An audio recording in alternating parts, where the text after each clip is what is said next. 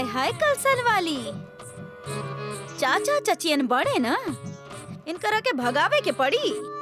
हाँ जीजी, का करी हम? हाय हाय पांडे जी। हम कहा तनी हद का देला तू तो लाखन मिश्रा। अरे हम तोरा के 2 मिनट बाद फोन करता नहीं। हाँ, हमरा ही घर में आके अपना मिश्राइन के साथ रुंझुन के फुसलावे के कोशिश करता रहा। जब रुंझुन के तो हर जरूरत रहे तब तू दिखला ना। जब हमार बहन इस दुनिया से चल गई तई बच्ची के हम कहले रानी हम। अरे माँ बाप ना सही, चाचा चाची तो बाणे, और आज 20 साल बाद हमरा रुंझुन पे अपन हक जतावे चली आइला। रुंझुन हमार जान बाड़ी। अरे भूल जा लाखन मिश्रा, भूल जा। हम रज्जू पांडे अबे जिंदा बानी। हम तो के अपन मनमानी ना करे थे, और अगर फिर भी तू अपन मनमानी करे के कोशिश कैला तो हमसे बुरा केहू ना होगी।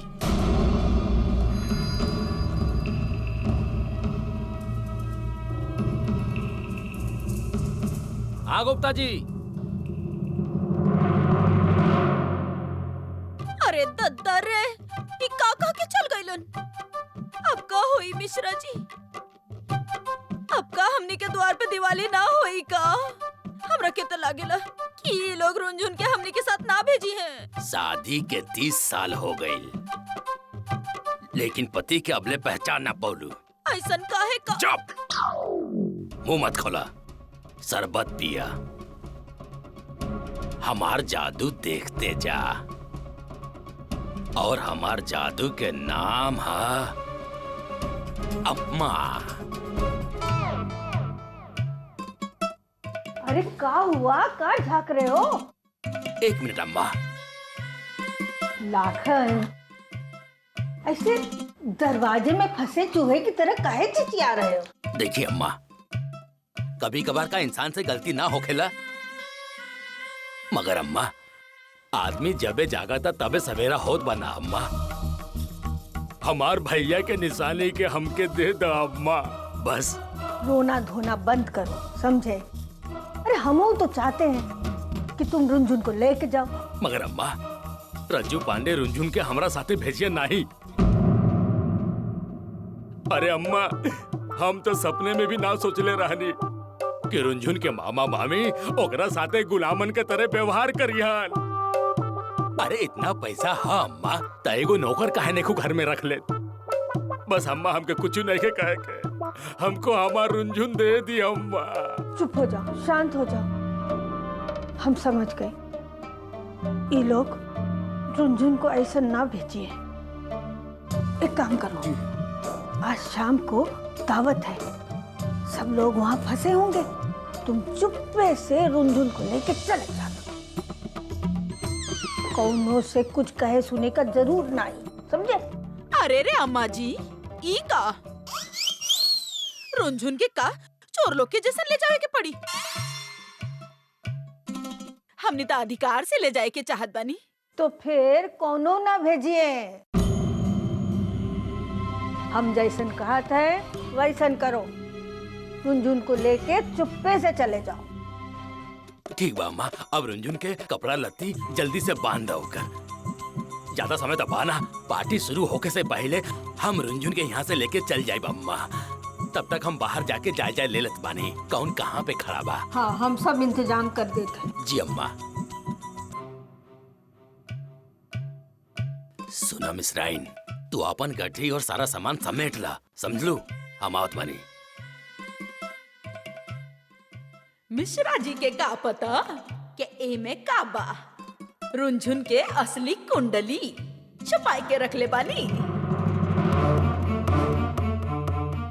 सीना से लगावल लगावल फिरेनी। हाँ, सब सही बा। हाय रे रुंझुन के कुंडली, तू हमनी की किस्मत कब बदलबू?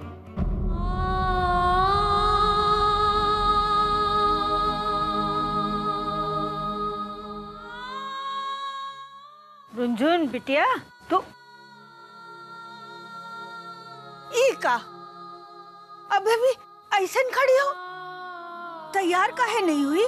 सामान काहे नहीं बांधा? हम ना तैयार होए, हमके ना जाए क्या? अम्मा तू समझत काहे नहीं किया? हमको ना समझाओ। अरे तुमको कुछ दिखात नहीं है, कितनी मुश्किल से ही मौका मिला है।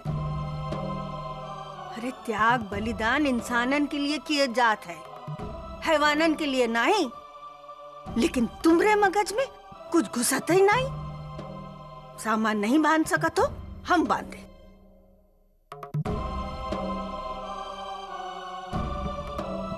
अम्मा तू इतना बदल कैसे गेलू अम्मा? हमके बिल्कुल समझ ना आ रहा अम्मा। हमके बहुत अचरज हो रहा। तू काहे चाहेलू कि हम ई घर से चल जाई? हमसे कोनो गलती हो गई तो हमके बताई।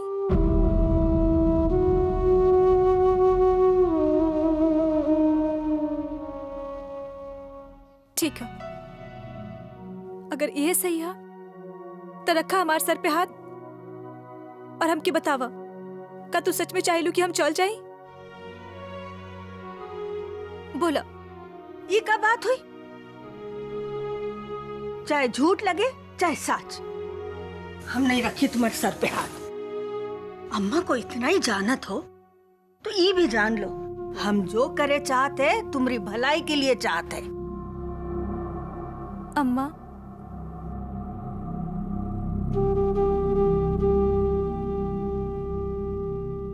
कुछ मत बोला अम्मा। हमके सब समझ में आ गई है। तू वही फैसला से खुश ना हो ना?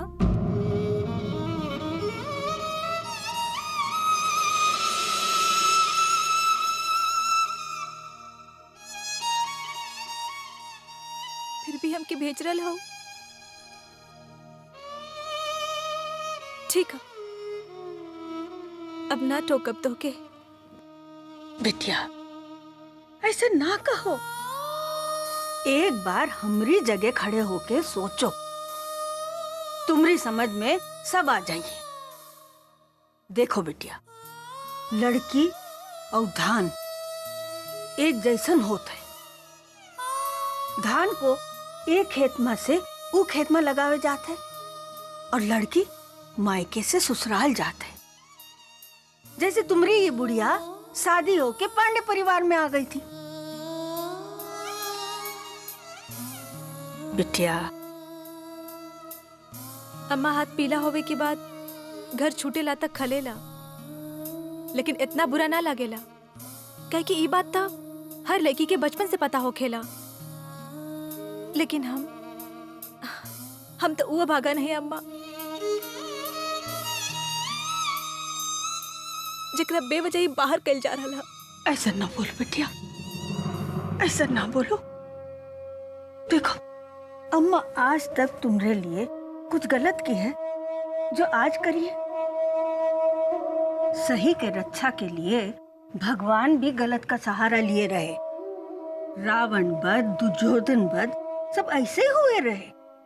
अम्मा तू अच्छा ही चाहेलू, लेकिन अम्मा घर छूटी तब तो दुख तो हो ही ना। बिटिया देखो अम्मा, अरे अभी तक तैयार ना भइलू? बस अभी हो जाते। अरे अरे मिश्रान जल्दी तैयार करो। आप कहता नहीं तो हम तैयार कर देता नहीं। कपड़ा भी ना बदल लो। अरे अम्मा कपड़ा तो बदलवा दा। बस बदलवा लेते हैं। अंबार दे क्या उतनिया। चला बिटिया तैयार हो जा। बिटिया कपड़े बदल लो।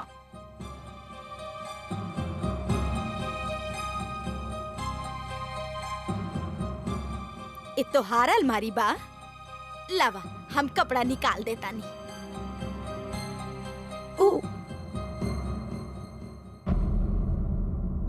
अरे दादा रे, ई साड़ी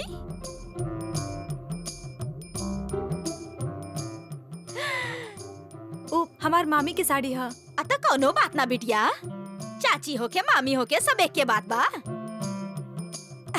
ई झोरिया तो जी के जंजाल बनल बा। कितना बढ़िया साड़ी बा। अरे वहाँ काम धाम होई ता जरूरत पड़ी ना।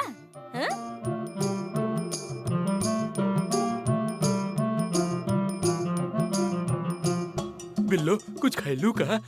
अरे रसगुल्ला बहुत बढ़िया का कर रहलो बंटू जी? अरे हमार रूम में देख चल के रहले। क्या पानी अब तू अपन गवाही से लिया मत, बाकी हम देख ले। अबे ई झुट्टा के साथ का गपिया रहला?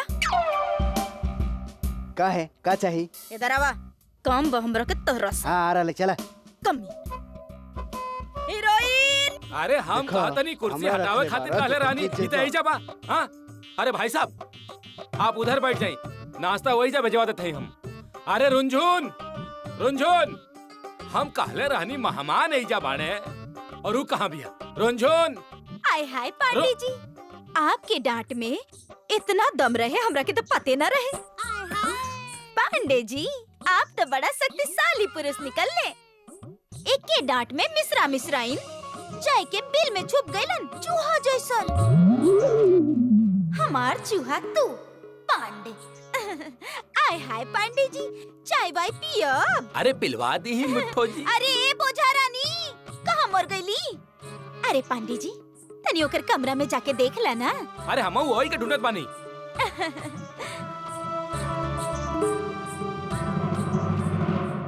बिटिया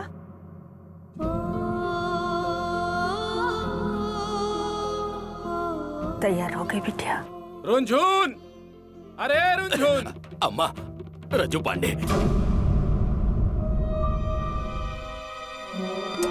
रुंझुन ए रुंझुन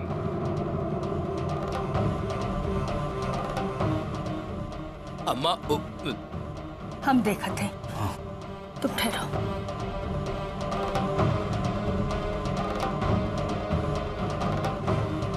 रुंझुन का है? हाँ? का है? अरे खा खा के गेंडे की तरह मुटाए रहे हो सब लोग। एक लाकड़ भी खिसकावे के नहीं चाहत हो। हर बात पे रुनझुन रुनझुन रुनझुन, हद हो गई अब तो। रुनझुन कोनो चाबी भरे वाली मशीन ना है। अरे ये बेटा बेटी काहे के लिया है? हाँ महादेवी के भी थोड़ा काम दे दो, घट न जाइए। अब है ना आई है रुनझुन, हमरा काम करत है। चलो जाओ।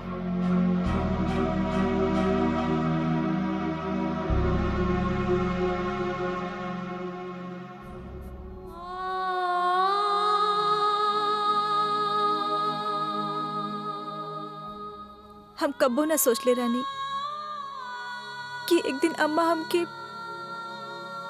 ऐसे जाए खातिर कही है, बिना के उसे मिले जा रहा है। वो घर से जा रहा है जहाँ हम अपन पूरा जिंदगी। रुंझुन बिटिया काहे दुखी हो रहल बाड़ू बिटिया? ऊ घर भी तोहारे बा, बल्कि ई घर तोहार थोड़ी बा, ई त ननिहाल बा। अरे सुना ज्यादा मेल मिलाप के चक्कर में मत पड़ा, तो हर अम्मा के इच्छा अधूरा ही रह जाई। अरे मिश्राइन जल्दी करा। रुनझुन सुनो। अम्मा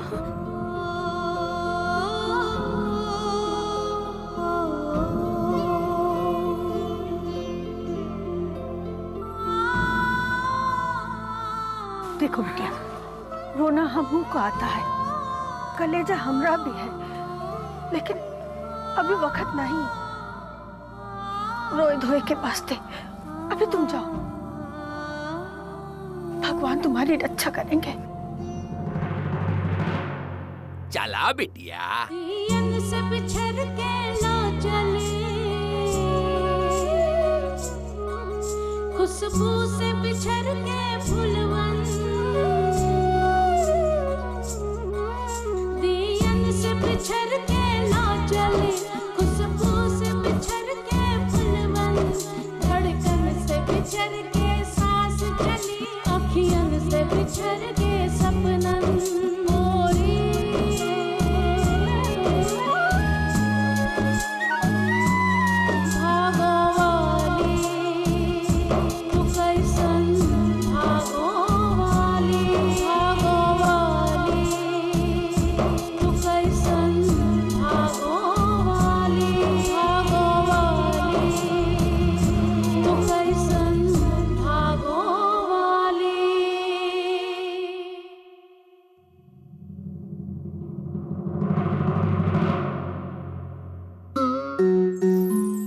का देखत बाड़ा? भेड़ियन के साथे जा रहल बड़ी रुंझुन।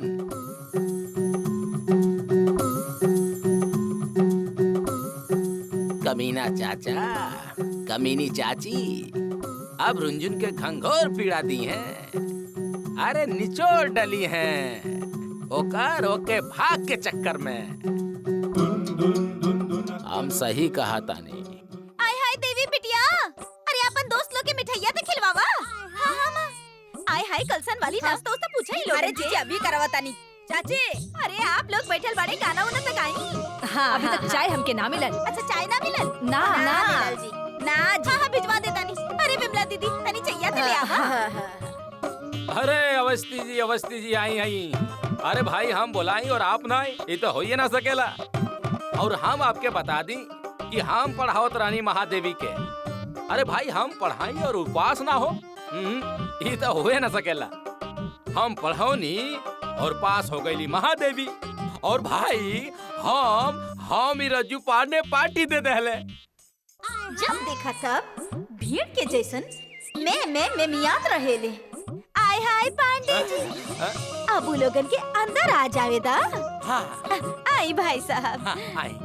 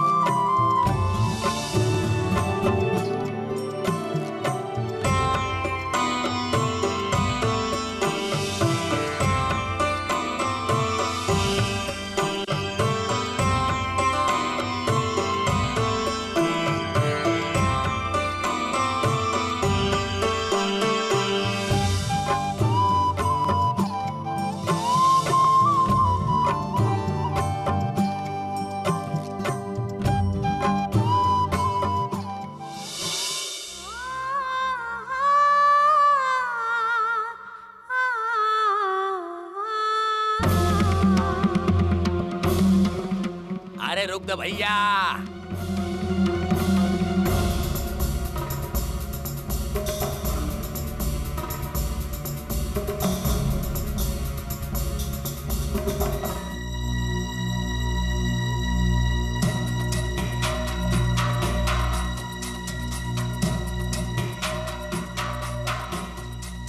ई झोरिया तो जी के जंजाल बनल बा।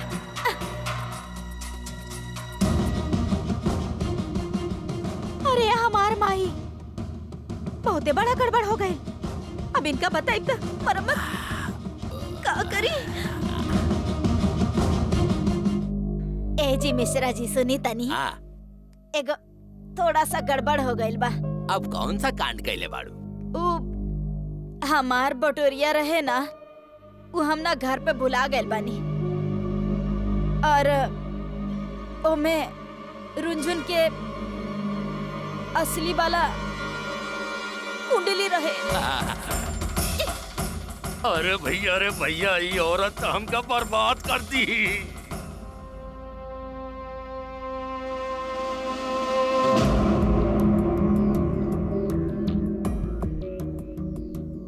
मिस्राइन अपना पोटली यहीं छोड़ के चली गई। देखे तो क्या है इसमें।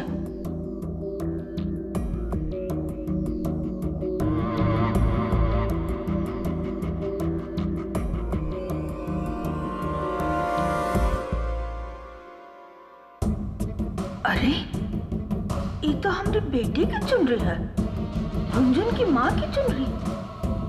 लाखन के झोले में पड़ी रही, लेकिन लाखन इसमें बांधे का रहा। के कहले रहे तरह का कुंडली यहाँ ले आवे खातिर? कहले रानी ना घर में संभाल कर रखे खातिर। हम क्या कब बता रहा है? हमरा के लागल की हम घर में छोड़ब त चोर उचक्का चुरा के ले जाइए। यही से तो हम छाती से चिपका के लायल रहनी है। अरे मन करता टेटुआ दबा दे टेटुआ। अरे भैया सब गड़बड़ कर देलू। यही खातिर कहे नहीं, हमार भैया। धोबी के कुकुर ना घर के ना घाट के।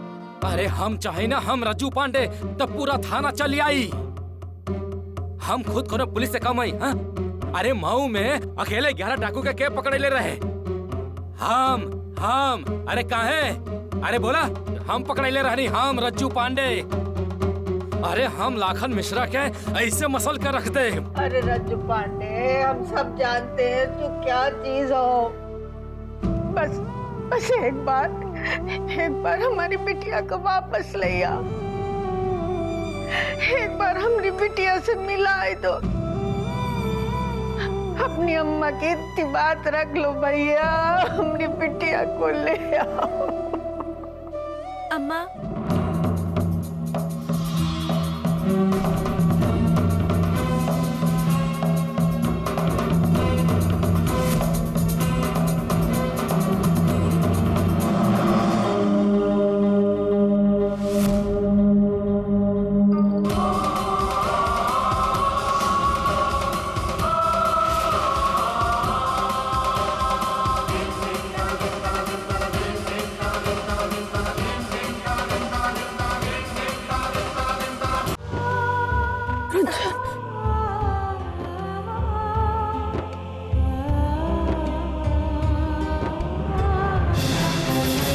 लाखन मिश्रा, तुम्हारी हिम्मत कैसे भई?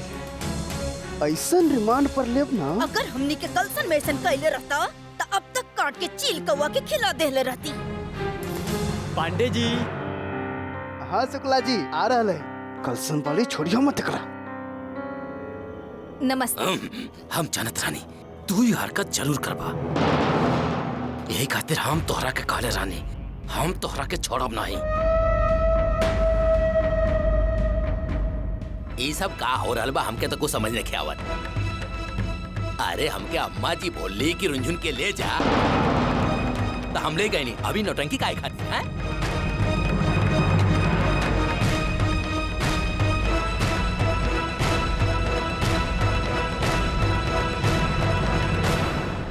राम राम, काहे सफेद झूठ बोले जा रहे? हम कब कहे तुमका कि रुंझुन का लेके जाओ? अरे रुंझुन तो हमारी जान है, इसके बिना तो हम सांसों नहीं ले सकत है। तुम्हारे साथ भेजने का तो सवाल ही नहीं उठता। अम्मा बिल्कुल सही कहा तड़ी। का बिल्लो रानी? तो यही से चाचा जी अब तुम दबा के सीधे कट लाई जैसे न तक काट दे। चला निकला यहाँ से। लागत आप लोगन के कोनो गलत फहमी हो गई बा। हम अम्मा जी से अकेले में बात करब। अगर अम्मा जी बोली है कि अपन मिश्राइन के लेके यहाँ से चला जा, तो हम तुरंत चल जाए।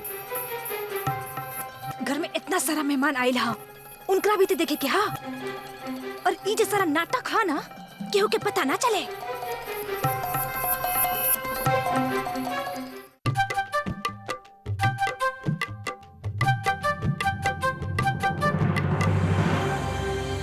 ये हीरोइन बेटा बेटी बाद में करिया। फालतू फंड के टाइम मत बर्बाद करा हमार। जाके बाहर मेहमान के देखा का चाहिए उनका के ढंग से खिलावा पिलावा। ये सब के करी? हाँ चला जल्दी।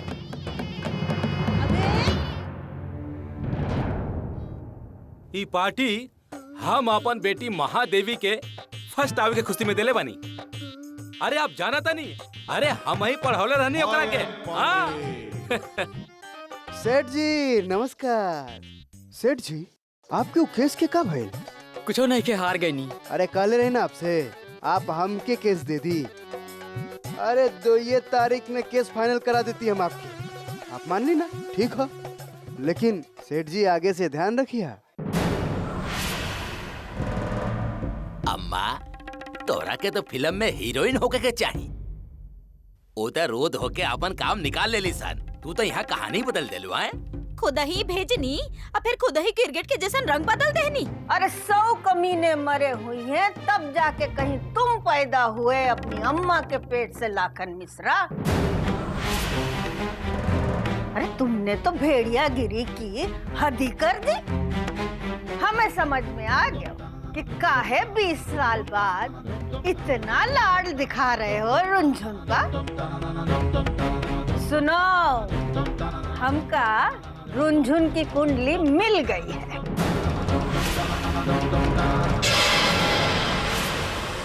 असली कुंडली।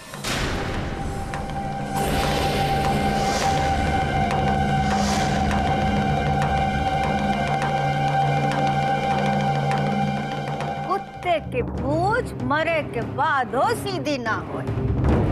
अरे ये तो भगवान बचाए लिए रुनझुन के तुम कमीनन का हाथ से। अरे कीड़ा पड़ी है लाखन मिश्रा, कीड़ा।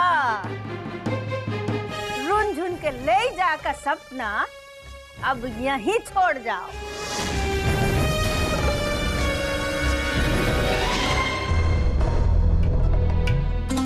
पिक्चर अबे बाकी बा मिश्राइन। अबे तोहर कुर्ता तो बड़ा धांसू बा बे। अरे हम बनवले बानी कुर्ता भाई। हाँ कि नहीं? हाँ पांडे जी। अरे रस्तोगी जी, हाँ आई नहीं। दीदी हमरा के ठंडा पिए के बा। 1 मिनट। रुनझुन, ए रुनझुन, ये रुनझुन भी ना पता ना कहाँ चल चली। रुनझुन, बबली के लिए कुछ ठंडा लावा। हाँ अभी लावत है। ये पता बा के बिया हमरी कंसन वाली चाची के बेटी।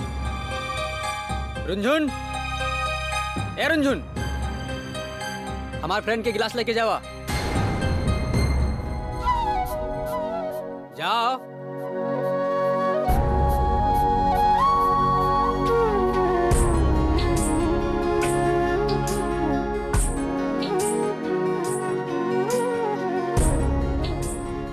अब तो हम ई विचार रहल बानी कि हम ब्यूटी पार्लर के ही कोर्स करब। हाँ हमका माफ कर दा अम्मा, हमके ऐसे ना करे के चाहिए। तो कहा ना अम्मा कि हम पेट के बड़ा कच्चा बाने।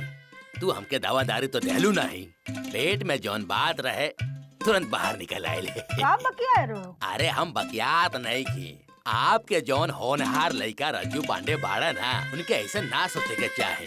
उनके जब पता चलल कि रुनझुन भागो वाली है, ढक करके बोल दिल, अरे सोने की चिड़िया हमरा हाथ में आ गई।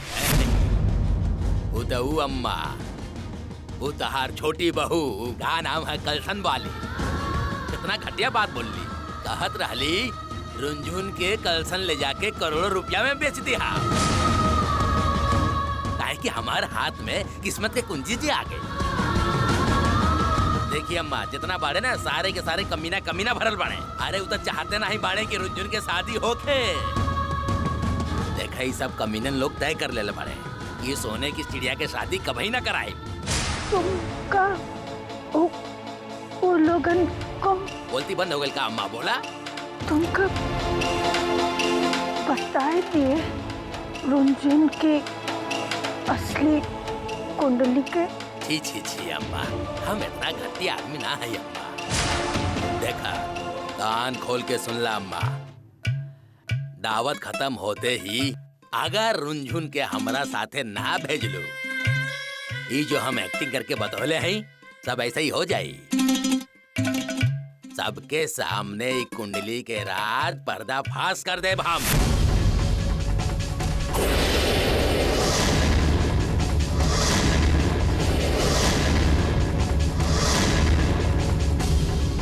अच्छा, हम चलत बाने।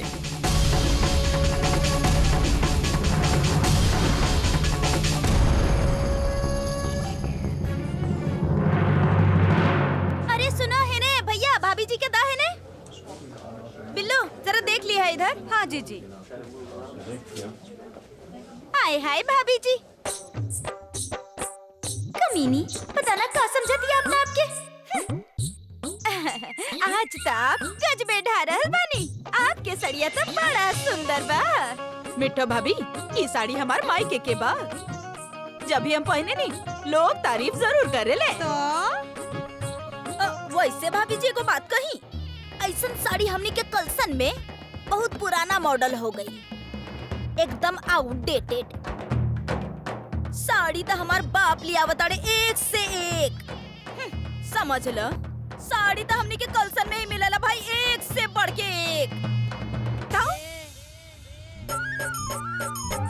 ऐसा है का कलसन वाली? पहले काहे ना बतैलो तू? हम बंटू जी के बोल के उहे से मंगवा लेती स्टॉक में। तब बता देनी ना। आय हाय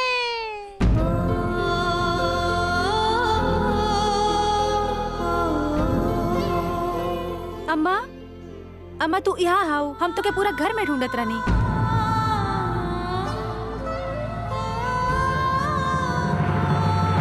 अम्मा,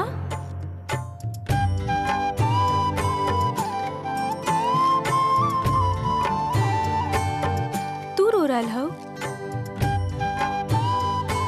माँ की याद आ रहा? एक बात बताओ हमका, तुमका तुम्हारी अम्मा पर गुस्सा नहीं आता?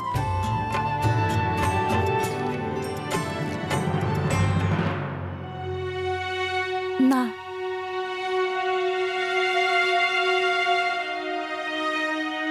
मारी है एक मुक्का, सच बताओ, नहीं हाथ गुस्सा? आयल रहे अम्मा, बहुत गुस्सा आयल रहे। हम भी तो इंसान है ना अम्मा,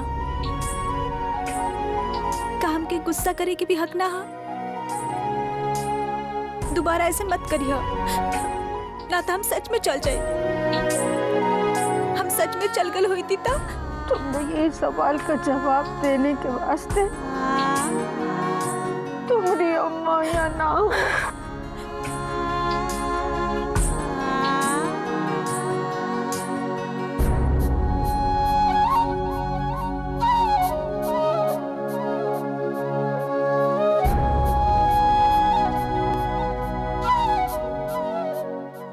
ना भेजबू ना? आय हाय करम के फूटी बोझा रानी। आईनी मामी, हम देखते हैं, तू खाना खा लिया, हम पानी भी लेके आए, ठीक है?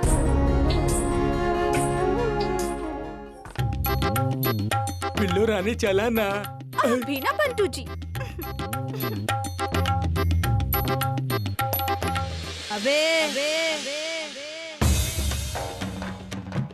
काहे बोले लू तू? वो बबली के अरे जाके। बबली के छोरा, पहले ही बतावा तू रसगुल्ला के देखभाल काहे ना केलू? अच्छा, तो हम ही रसगुल्ला के देखभाल भी करी, और तू का करबा? अंडा देबा यहाँ रह के? अरे अंडा ना दे रहा है, वो तिवारी जी के लौंडा है ना, ओकरा से हम काम के बात करते अच्छा, रहे। वो झूठा से। अरे झूठा ना, वो केस में हमार गवाह। और तू ना ज्यादा चपर चपर मत कर, वरना तोके भी ना कचहरी में लटकवा दे। अबे सुनो, तोहर का मजाल बे विष्णु पाड़े, तोहर जैसन कचहरी हम अपन आजू बाजू में लेके चलतन, तू का उखाड़ लेबा हमार? हाँ? उखाड़ब तो हम बात नहीं, पहले ही बतावा हमके बुलेला काहे तू? जाके बबली के कपड़ा पहनावा, हटा इधर से। रोक हाँ तो हाँ, दिखे। हमार बहन महादेवी पास भइल है, ओकरे खातिर पार्टी रखल बानी। अरे बहुत दिमाग खराब करेला यार तू। चला जल्दी जल्दी आ जावा, हमके डांस भी तो करे के बा।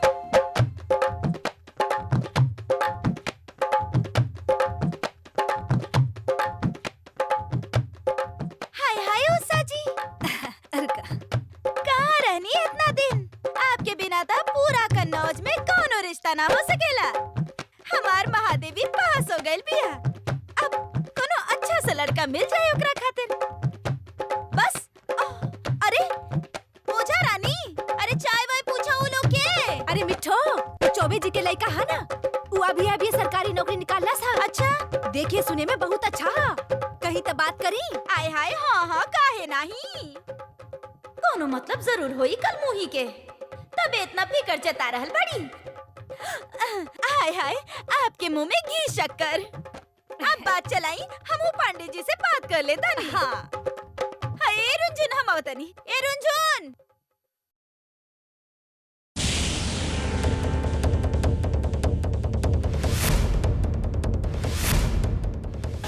कुछ बता न दे ये हरामी लाखन, बरम के उठाए ले जाए, भूज के खाए ले लखनवा का, पिंड छोड़े हमरी रुंझुन का, कुछ करे के पड़ी।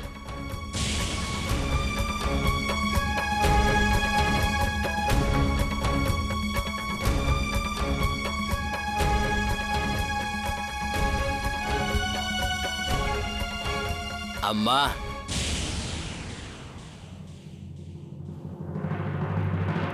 घड़ी के काटा कुछ कह रहा बा। देखा, चाल चले के कोशिश मत करी हमारा सामने, दावत खुशी से जरूर शुरू हुई, लेकिन खत्म होते होते कहीं रुंझुन के परेशानी ना हो जाए।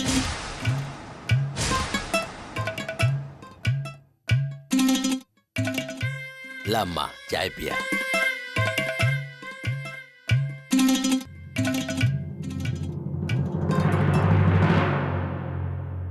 बिल्लू रानी, शरबत लाई का? ना ना बंटू जी। अच्छा तो फिर चाय ले आओ तुम्हारी। कहाँ बंटू जी? बिल्लू बंटू जी कितना के पड़ल? बिल्लू अल्लाह कोनो बात भइल?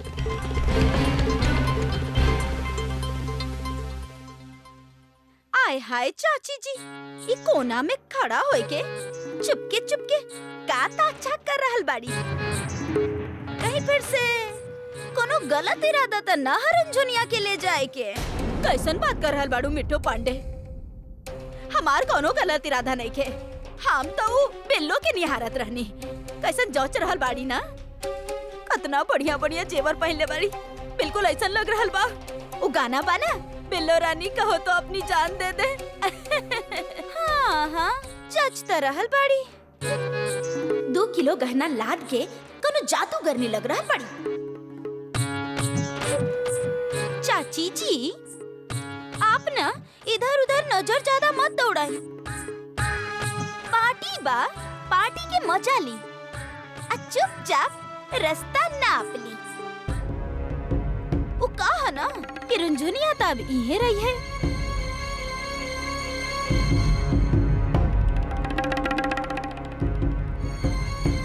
ए मीठी छुरी का कहत रहे? धमकावत रहली हमरा के, कहत रहली रुंझुन के ले जाए के बारे में सोची हबी मत। अब का होई? अब हमार नाटक देखा, देखा हमार नाटक।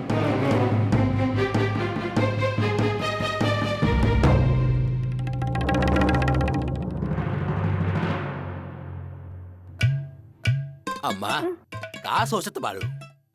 कहा कि हमार प्रोग्राम थोड़ा बदल गइल बा। अब हम दावत खत्म होके के इंतजार ना कर सकीले। और जो तोहर बहू है ना, का नाम है मिठो, ओकर मीठी धमकी से हमार सर बौरा गइल बा। अम्मा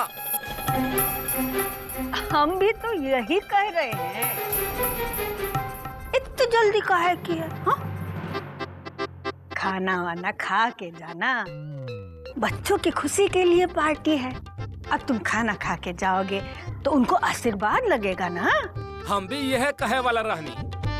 और भाई हमार मानल तो ऐसन बा कि खुशी के मौका पर अगर दुश्मन भी घर आ जावे ना तो ओके दोस्त के तरह स्वागत करे के चाहिए।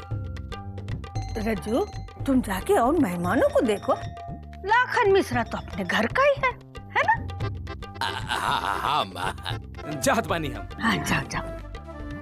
लाखन तुम भी जाओ, खाना खा लो। जी जी। हाँ।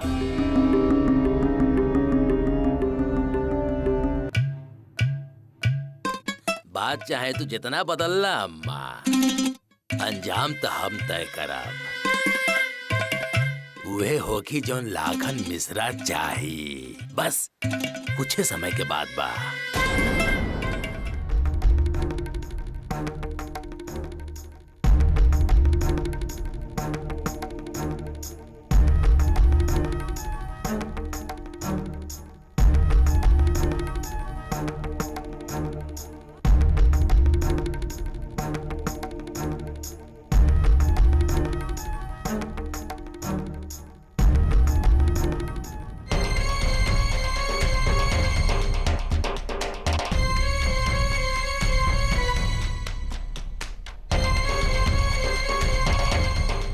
बिल्लो पांडे हैं? सुनी ना, अगर बुरा ना माना तो एगो बात पूछ डाली। पूछी। तोहार हार बहुत देर से देख रहल बानी, बहुत ही सुंदर बा। देखावा असली बात सोना के। और ना तका। और अब ऐसे कहे बोलनी चाची जी? देखी चाची जी, हम नकली वकली जेवर ना पहने नी। हाँ, और वैसे को बात बताई चाची जी, इतना देर से आप हमरा पर टकटकिया काहे बांध ले हो?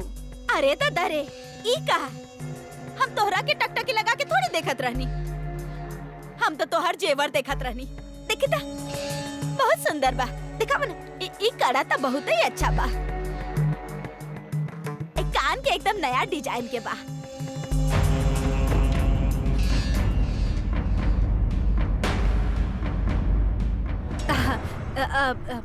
चाची जी आप बैठी, हम अभी आवत हैं। रंजन रंजन रंजन, चाची जी के शरबत पिलावा। अरे नहीं बेटा, तो हर चाची के डायबिटीज बा और हमरो डायबिटीज बा। अरे हने आवा आवा उठा। वो का हम बतावत बानी तो के तुम दोनों की डायबिटीज ठीक करे की कड़वी दवा हमें मिल गई है मिश्रा मिश्राएं। सुनी सुनी सुनी, हमार बहन महादेवी के महासफलता के खुशी में सिर्फ स्वादिष्ट भोजन के ही ना बल्कि मनोरंजन के भी इंतजाम बा। त कार्यक्रम शुरू कइल जाए।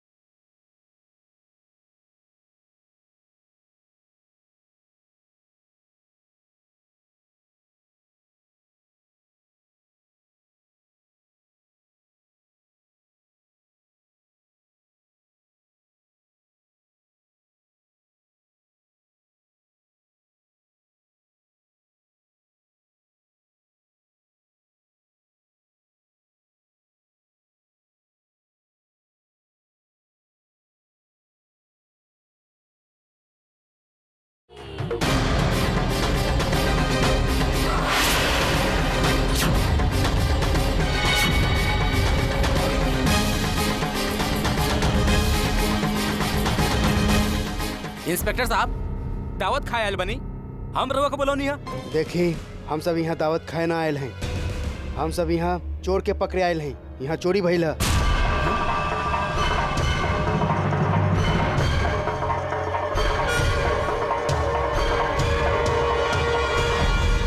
पांडे निवास में पुलिस? अम्मा, अरे अम्मा, बिल्लो के गहना चोरी भइल बा। रउआ लोगन से निवेदन बा कि रउआ लोग शांति बनाए रखी। हमनी के मकसद बा सिर्फ चोर के पकड़े खातिर बस। इंस्पेक्टर साहब, सबके तलाशी ली। देखी, आप सब केहू कहीं ना जाए, सब एक तरफ खड़ा हो जाए। सुना, तो दोनों अंदर जाके देखा और तू इस सब के ला तलाशी। अरे का करता नहीं भाई, हम रज्जू पांडे। अरे हटा हटा रास्ता से। हिला जी, इतना हद हो गई। दावत में बुला के तलाशी ले रहल बाड़े। मंटू पांडे, पगला गए हो का? मेहमानन की तलाशी लोगे? अरे उम्र गुजर गई इस घर में, कबो पुलिस नहीं आई इस घर में। अम्मा, रउआ समझत काहे ना बानी? अरे बिल्लो के जेवर चोरी भइल बा, बिल्लो के।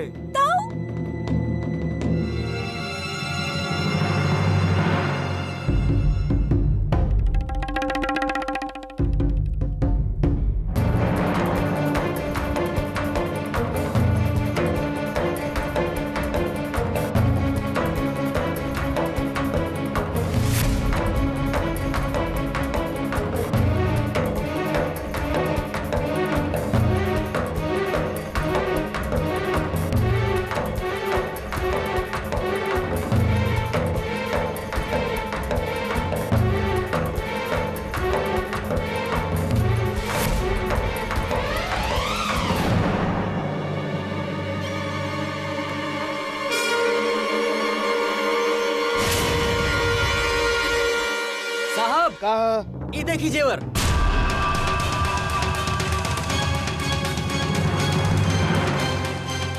ई रहल जेवर। दिखाई देखी साहब, ई पेटी में मिलेला ई जेवर। दिखाई।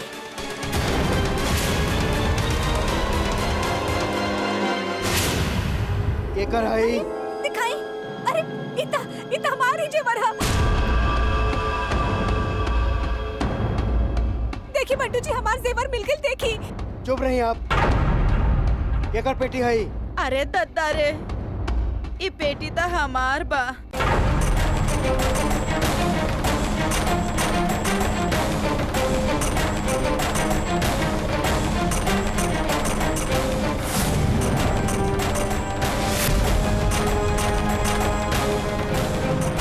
हाँ ना मिश्रा जी? चोरनी चुरा ले लो हमार जेवर। गईलू अंदर तू अब। हम तो पहले ही जानत रहनी ई दोनों कोनो मकसद से यहाँ आयल बड़े। देख लेनी अम्मा, अरे हम केहू के समझे में धोखा ना खानी। आय हाय मिश्रा मिश्राइन, ई का कर देला? पूरा मेहमान सबके सामने में पांडे जी का नाम खराब कर देला। हाँ, त लाखन मिश्रा, तू यहाँ चोरी करे आयल रहा। तोहके कचहरी का चक्कर न कटैली न, त विष्णु पांडे वकील न हम। अगर हमार कलसन में ये हरकत कैला रहता तो अब तक कूट कूट के मार देले रह। देखिए, आप लोग शांत हो जाएं। आप लोग के आपके सामान मिल गई और हमके चोर। हवलदार, ले चला एकरा।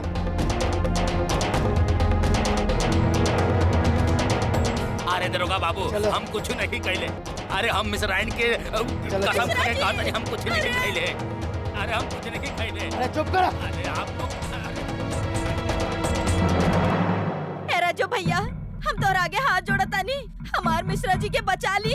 वो चोरी नहीं के कले बाड़न, जरूर कोनो गड़बड़ हो गइल बा। चाहे जौन का समधर वाला ये चोरी करिए ना अरे सकेला। चोर बाड़ू तू लोग, हम चलाता नहीं, हम रज्जू। अरे बदनाम का दहलू। ए मिठो पांडे, बचाला हमार मिश्रा जी के। ये चोरी नहीं के कले हमर राजू भैया के बोल दिए ना। ए दीदी, तोरे आगे हाथ चाहिए हमार। पता चलल ई हो जेवर गायब हो गई।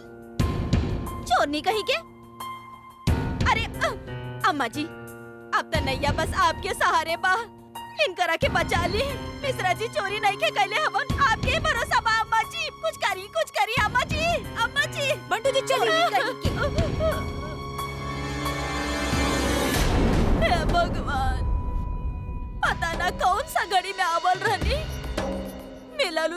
कुछो ना, जौन रहलू हो लूट गइल। अरे रास्ता खातिर खाना उना तो दे देती, ऐसे बदनाम करके भेज रहल बाड़े।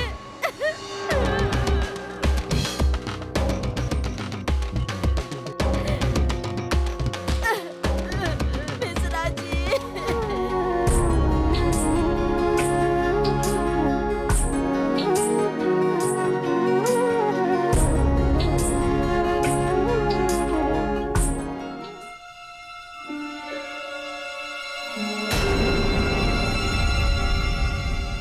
कैसन भाग लेकर आई है हमारी बच्ची। तुम्हारी स्वर्ण भाग्यश्री कुंडली हमको छुपाए पड़त है, केवल तुम्हारी भलाई के लिए। क्या करें हम, कैसे छुपाए रुंझुन के भाग्यश्री होने वाली बात।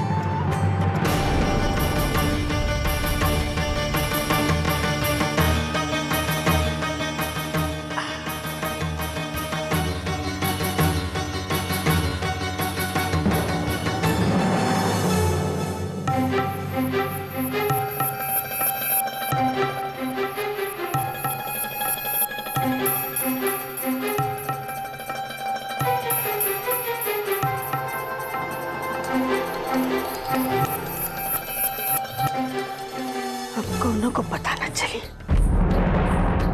हमका माफ कर दिया बिटिया, हम ये सब करे थे तुम्हारे भलाई के लिए। तुम्हारे मामा मामी इतना लालची हैं कि उनसे तुम्हारी स्वर्ण भाग्यश्री कुंडली छुपाए पड़त है।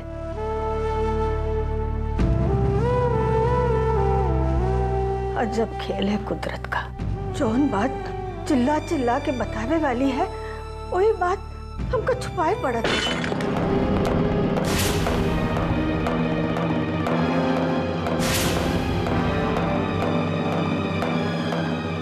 कौन कौन है उधर? अम्मा हम है रुंझुन। तू इतना रात तक अभी जग काहे रहा हो? कुछ नहीं बिटिया, हमको लगा कौन आ गया अचानक। अम्मा इतना रात के तुम्हारे पास और क्या आई सिवाय रुंझुन के? इला पानी पिया। अब आराम से सूत जाई तू। अरे बाप रे, अरे माँ।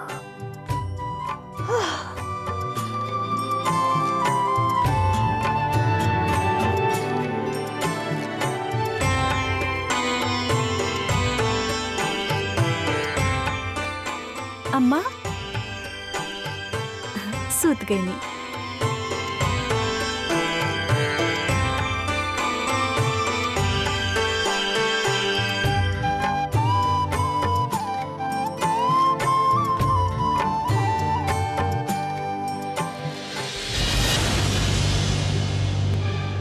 अरे मिश्रा जी, अरे मिश्रा जी, के नहीं जात पारू तू? दरोगा जी छोड़ देना उनका के। अरे देखा देखा देखा, हम तोरा नाश्ता खातिर ई ले ले बानी। धीरे बोलो, क्यों सुन जाए तो समझ जाए कि क्या हम रिश्वत लेते हैं। हमेशा आदमी ना आए। ना ना ना, हम बोलब ना, चुपचाप आपके जेब में रख दे। इनाम समझ के रख ली। अच्छा ठीक है शर्मा जी। हाँ साहब। मिश्रा जी के छोड़ दो। ठीक है साहब। मिश्राइन, ये बार तोहार कहे पर एकरा छोड़ देते हैं, लेकिन एकरा आगे से समझा दिए चोरी चकारी ना करे, ईमानदारी से रहे, हमरा तरह, समझ लो।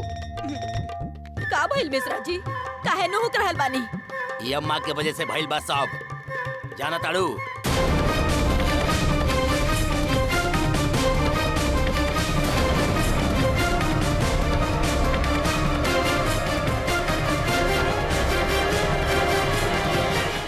अम्मा तू गलत काम करियो तो सबक तो मिलिए राखन मिश्रा।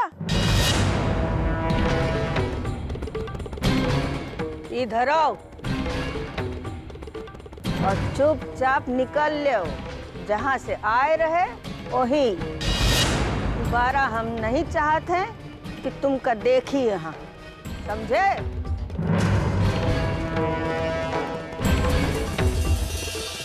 कैसे सोच ले हलू कि इतना पैसा दे देबू और हम पलट के देखम ना अम्मा?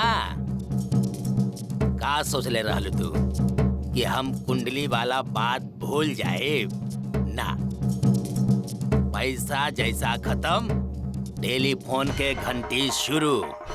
रुंझुन के कुंडली बार बार हमके खींच के लिए आई यहाँ अम्मा।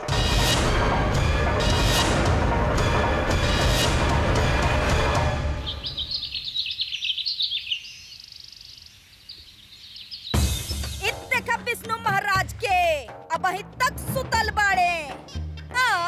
अबे उठ उठ। अरे का तारिका सुबह सुबह? पैसा निकाला पैसा। अरे काहे के पैसा सुबह सुबह? पैसा पैसा चिल्लात बारू। काबे पैसा में सुबह शाम का होखेला? जल्दी से पैसा निकाला। बिल्लो दीदी के देवे के बस साड़ी के, समझला? हाँ, वो देख ले। पहले नाश्ता लेके आवा, बाद में ले लिया पैसा। अब ही रुंझुनिया बिल्लो दीदी के नाश्ता बना रहल बड़ी और आपन नंबर बाद में आई। और हमार बाप कलसन के गिराम प्रधान बाड़े। हम न बनाइब नाश्ता वस्ता, तनिक सब्र करा। अरे कम बखत कम अकल, रात के दावत भइल रहे कि ना, ओकर कुछ मिठाई नमकीन पड़ल हुई ना, उहे लेके आवा जा। अरे बुद्धू बेवकूफ, कम अकल तू। सही नाश्ता कर ले बा, बरस ना करबा। अरे तब रस देबू ता ना, ओकरो निमंत्रण दी का? दे रहल बानी दाना, इहे रखल बा, मरा। और अब जल्दी से पैसा निकाला। ऐ कलसन वाली, तो के हमार वसूल ना पता है का? अरे जेकर ले ली ओकर कब्बो ना देली। अरे ये तो बिल्लो भाभी है। जा ना दे। हाँ, नाश्ता लेके आवा जल्दी। ठीक बा विष्णु पाड़े, तोहर आज के नाश्ता भी इहे मिली। तार का कम बात। कल जौन भइल ना, अरे सब ठीक चलत रहे।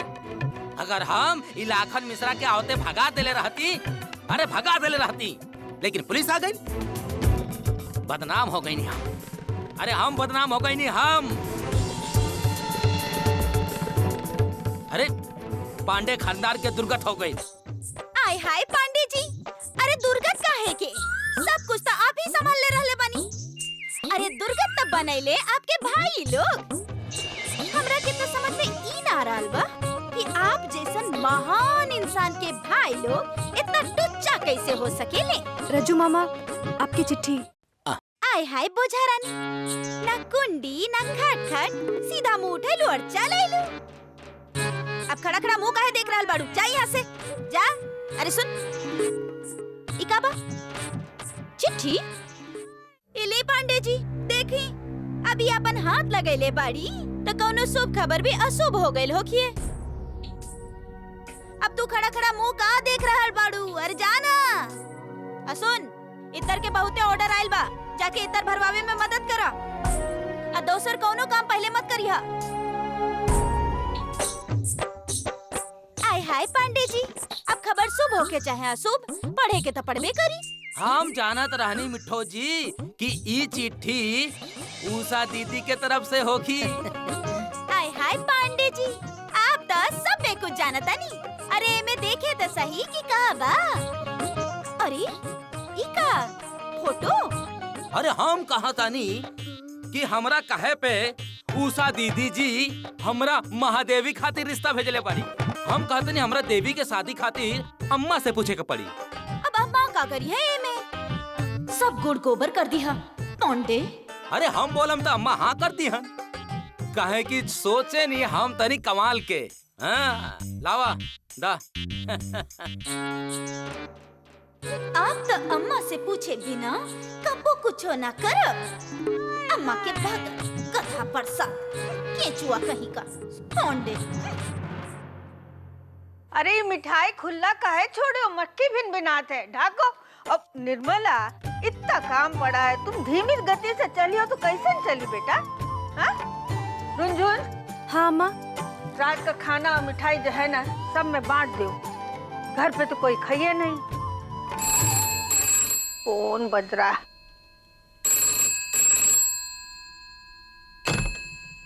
हेलो, भाई लागू अम्मा, लाखन बोला था। का भाई अम्मा, सदमा लग गई हमार आवाज सुन के। देखा अम्मा, हमके भी सदमा लागर रहे तुहारी खेला देख के। देखा अम्मा, ये बेर सब चाल तुहार रहे, एक खातिर हम चुप रह गई नहीं। और तू अम्मा पुलिस के डंडा भी बड़ा अच्छा लगवाओ। तुहार कसम अम्मा, हमारे एक नर्स तोहरा खातिर दुआ मांगत बा। ये बार तो पुलिस का डर रहे, अगली बार का होगी। कान खोल के सुन ला अम्मा, अगला महीना थोड़ा रुपया और रखिया। नहीं तो अम्मा, रुंझुन के कसम, कुंडली के सब सच्चाई रज्जू, बंटू और विष्णु के सामने रख दे माम। कहा कि लाखन के आदत हो गई बा अम्मा, तो से अपन ध्यान रखवावे के समझ लू। अब तू ध्यान ना रखबू तो हम बेशर्मी के तरह तहरा दरवाजा पे घिस निकाले खातिर आ जाए। रुपया लेवे या कुंडली के पोल खोले, समझ लू।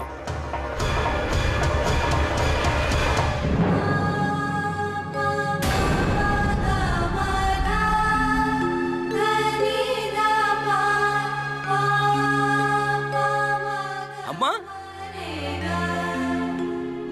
अम्मा, अरे हम पूछे तनी अम्मा, तहर तबीयत ठीक बा ना? हाँ, हमारी तबीयत ठीक है। तुम बताओ का काम है? हम कहा था रहनी अम्मा कि हम उषा दीदी से कहनी तो उषा दीदी रिश्ता भेजले बाड़ी हमरा महादेवी खातिर। तो हम सोचते रहनी है कि हम बात चलाई। रुंझुन के भाग जाने बगैर ओकर ऐसन इस्तेमाल कर रहल बानी, जब वो लोग के पता चले कि रुंझुन भागो वाला बाड़ी, अरे ओकर घर से बाहर गए तो छोड़ा, ओकर शादी भी ना करवाई है। देखो रज्जू, रुंझुन महादेवी से बड़ी है, तो पहले रुंझुन की शादी, उसके बाद देवी की शादी। अरे हम कहते नहीं अम्मा, का बड़ा का छोटा। अरे जब उषा दीदी हमारा कहला पे इतना अच्छा रिश्ता भेजले बाड़ी, तो पहले महादेवी की शादी हो जाए, बाद में रुंझुन के भी शादी हो जाई। अरे अम्मा, पांडे जी एकदम सही कह रहल बानी। देवी भी ता आप ही के बेटिया बाड़ी ना अम्मा। हमो यही कह रहे हैं, रुंझुन भी हमारी बेटी है, पहले रुंझुन की शादी, फिर महादेवी की शादी। अरे हम सोचते रहनी अम्मा, जब इतना अच्छा रिश्ता आ ही गई बा, तो महादेवी के शादी कर देवे के चाहिए। का कहा तनी मिठो जी? आय हाय पांडे जी। देखो रज्जू पांडे, ये जो इत्तर का धंधा चल रहा है ना, ये किसका है? हमरा है, हमरे पांडे जी का लगाया हुआ। तो इस घर पे सबसे पहला हक किसका है? हमरा। अगर तुमका देवी की शादी की जल्दी पड़ी है तो कराओ, लेकिन उससे पहले रुंझुन की शादी कराओ। और ये बात पत्थर की लकीर समझ लियो।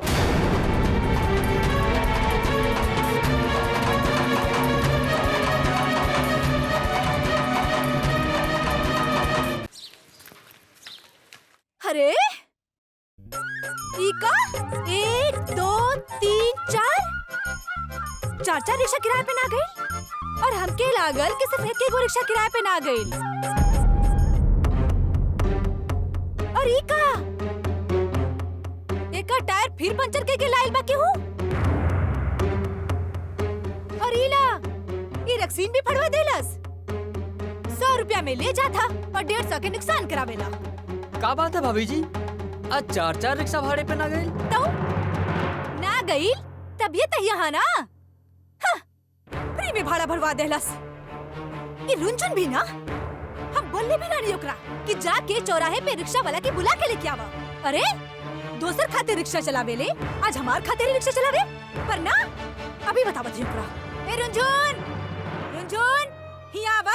जी मामी आ गई नी। तो आ गई लू तो का करी?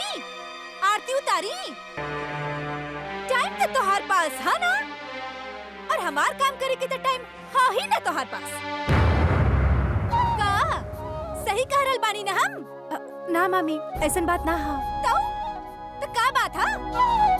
हम पूछत हई कि ई रिक्शा काहे भाड़ा पे ना चढ़ेलू आज? काहे ना चढ़ेलू? अच्छा, मिठू मामी के काम करे के पैसा मिलत है का तो के? हाँ? हाय हाय बिल्लो, काहे उल्टा सीधा राजनीति कर रहल बाड़ू? हमार जरा सा काम कर देली ही बोझा रानी तो कोनो पहाड़ टूट पड़ल का? अपने तो दिन भर जेबर लाद के घूमत रहेलू और सारा काम करी रूंझून। तो कर ले वे दीजी जी। हमार काम में अड़ंगा कहे डाल रहल हो? हम बोली तो अड़ंगा, अब तू बोलबू तो धंधा। और धंधो ऊ फटीचे रिक्शा के। जबान संभाल के बात करिया वरना हम हो। आय हाय, का हम भी का कलेबू तू? पढ़ाईली ए बोझारा नी चला अंदर, इतर भरवाई भी ना। झुनझुन कहूँ ना जाए। मामी आप लोग परेशान ना होई, हम दोनों के काम कर देते हैं। आय हाय, दोनों लोग के काम कर ले। पढ़ाईलू दोनों लोग के काम करे वाला बड़ी। चला चल के अंदर इतर भरवावा। रुनझुन कहूँ ना जाई, यहाँ रही और हमार ही काम करी। ई रिक्शा के भाड़ा पे चढ़ाई आज। चला अंदर। कहाँ लेके जा रहे हो आप रुनझुन के? रुनझुन यहाँ आवा। हाँ, हीला, टायर पंचर हो गई, रक्सीन निकल गई और रुनझुन के लेके जीजी चल गई। आज तो फैसला हो के ही रही। हाँ। का हो गई बिल्लो रानी? हाँ? अरे नाराज काहे बाड़ू? कुछ चाहे तो हमके बोल दा। अरे बोला भी, का हो गई? बोले कि कहा बंटू जी? फैसला करा फैसला, केकर काम करी रुनझुन? अरे तू जैसन कहबू वैसा ही होगी। बस तू नाराज मत होकल करा, अच्छा ना ना गेला। तो चला अम्मा के पास और फैसला करावा। अब तू कहबू और हम मना कैसे कर सकीले हैं? तो चला चला आज तो हम फैसला करके ही रहा। बिल्कुल। सजना सजना रे अम्मा, मिलो अम्मा रउआ से हमके कुछ बात करे के बा। उ बंद करी ना।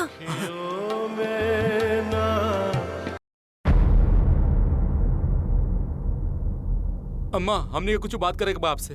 का बात है जो बीवी का लाद के लाए हो सर पे? अम्मा, अम्मा हम आपसे ये जानल चाहता नहीं कि रुनझुन केकर और कितना काम करी। जब देखा था मिठो भाभी अपन काम करावत रहेली। जी अम्मा, ई रुनझुनिया के पास हरदम मिठो जीजी के काम के लाइन रहेला। अरे हम तो तंग आ गइल बानी। बस अम्मा, आप रुनझुनिया के काम के बंटवारा कर दो। कलसन वाली बिल्कुल ठीक कह रही है अम्मा। बंटुक दुल्हन, कौन सहूर दे के तुमरे बाप तुमको विदा किए रहे? तुमरी अम्मा ये न सिखाई कि ससुराल में औरतन के मामले में मर्दन को नहीं खींचा जात? हमारा बेटा तो है ही घर गुस्सा, बीवी के पल्लू से बना रहता है, न दुकान की फिक्र न धंधे की। जाओ दुकान पे बैठो। अम्मा, अम्मा बेवजह हमके डांटत रहेली। बंटू जी आप बहुत बेशरम हो तुम सब लोग। खुद काम करे में नानी मरत है, अरे कहीं जाके डूब काहे नहीं मरत हो? बस बहुत हो चुका कुकुर सियार का खेल रुनझुनिया के साथ। अब सबसे पहले हमारी बच्ची का बियाह हो ये इस घर में।